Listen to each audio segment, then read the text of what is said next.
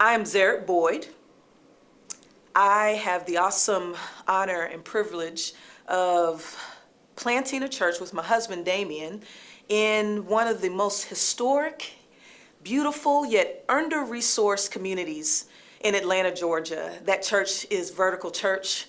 We've had just a beautiful journey of learning what we did not already know and using what God has called us to be to influence and impact the community in an amazing way. We actually are reaching one of the toughest communities in Atlanta, Georgia, and have seen God do amazing things at Vertical Church. I also serve as president and chief learning officer of Max Life Inc.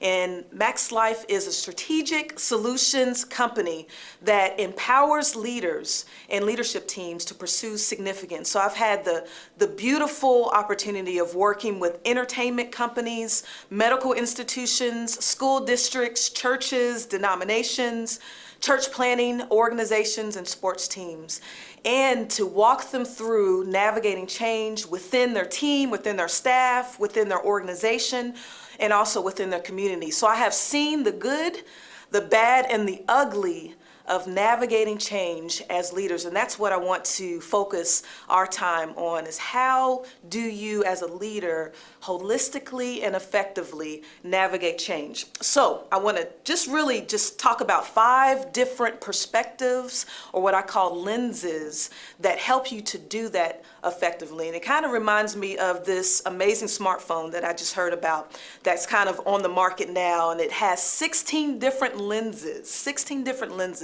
to capture the best picture. So it's not this bulky, professional, expensive piece of equipment. It's something that is slim, compact, and is designed to capture as many scenarios and capture as many possibilities as possible in one snapshot. And that's what I believe leaders need to be able to do, is to take multiple perspectives and capture it in such a way that you have what you need to move forward in this whole idea of transformation and this whole idea of change. And so the first lens is the planned lens, and that's kind of one of my favorite ones. As a certified strategic planner, I love working with organizations to develop their values, to develop their mission statement, to develop what their preferred future is, and to develop their strategy. And for many, that whole activity is in this whole idea of strategic planning and creating either prospectus or creating a strategic plan, so that it is something that's clean and clear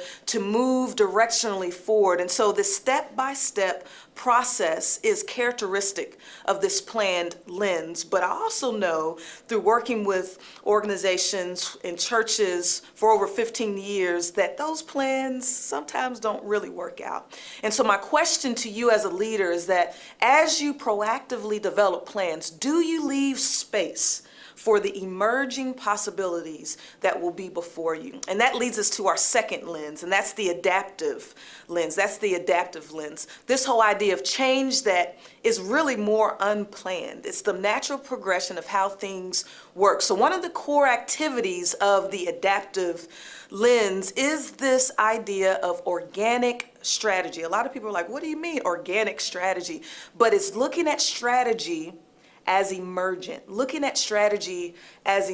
So a lot of experimentation, a lot of informal networks, a lot of seeing the opportunities and the possibilities, and seizing those opportunities and possibilities without coming with your game plan already in place and stamped and established.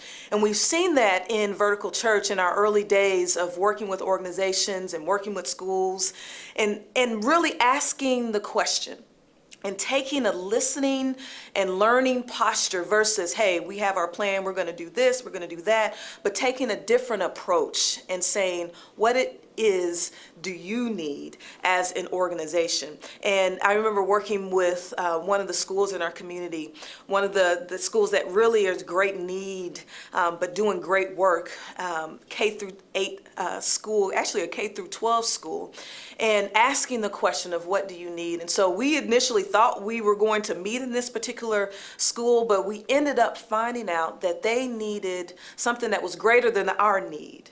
They needed something that was greater than our need. And we found out that their library was about 20% full.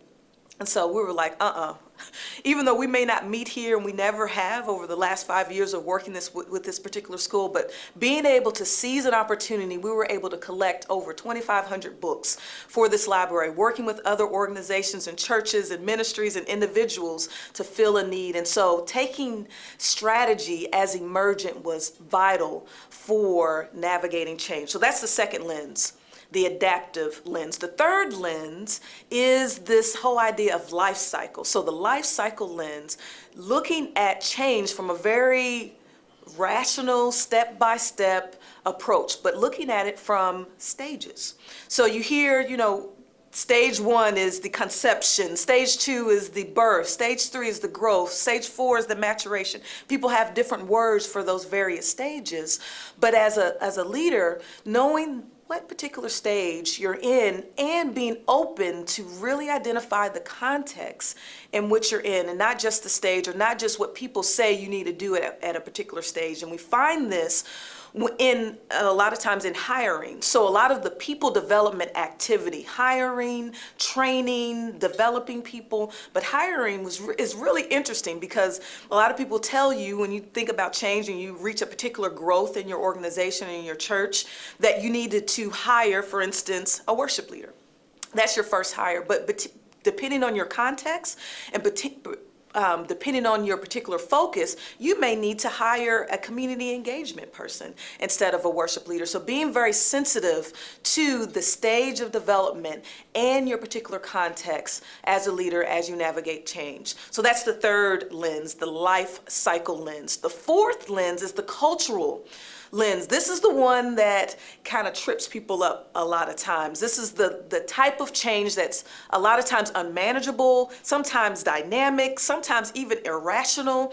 This is what I call the iceberg. So you see a lot of stuff on the surface, but typically what's beneath the surface is what can either help support the change, it can help stall the change, or it can help create dysfunction in that particular change effort. And so as leaders, we really need to be considerate about those who are around the table. What are the patterns? What are the behaviors? What are the languages? What are the ethnicities? What are the thinking patterns of the leader, of the organization, and even the community, so that you're able to navigate change effectively. So that's the fourth lens. The fifth lens is called the dialectical lens. I know it's an interesting word, but the dialectical lens, and I think this is vital and a lot of times missed when you think about change. And this is the type of change where you have two viewpoints that are kind of happening simultaneously,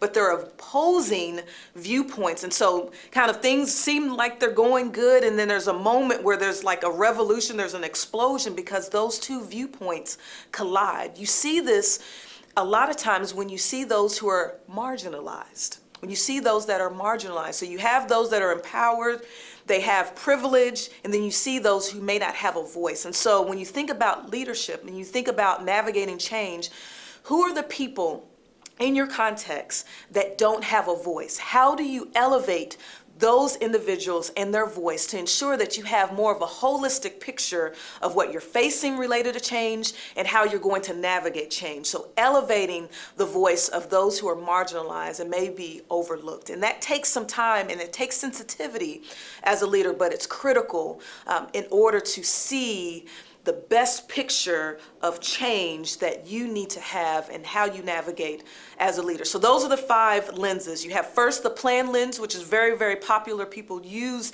that particular lens a great deal. The adaptive lens is a little more mysterious, a little bit kind of, you don't have as much control, but taking that listening posture as a leader. The third is the life cycle, looking at the stages of development in your organization. The fourth is the cultural lens, and that's making sure that you have a good grasp, a good take on the iceberg, what's beneath the surface, what's happening beneath the surface. And then you have that fifth lens, the dialectical lens. How do I elevate the voice of those who may be voiceless in my context?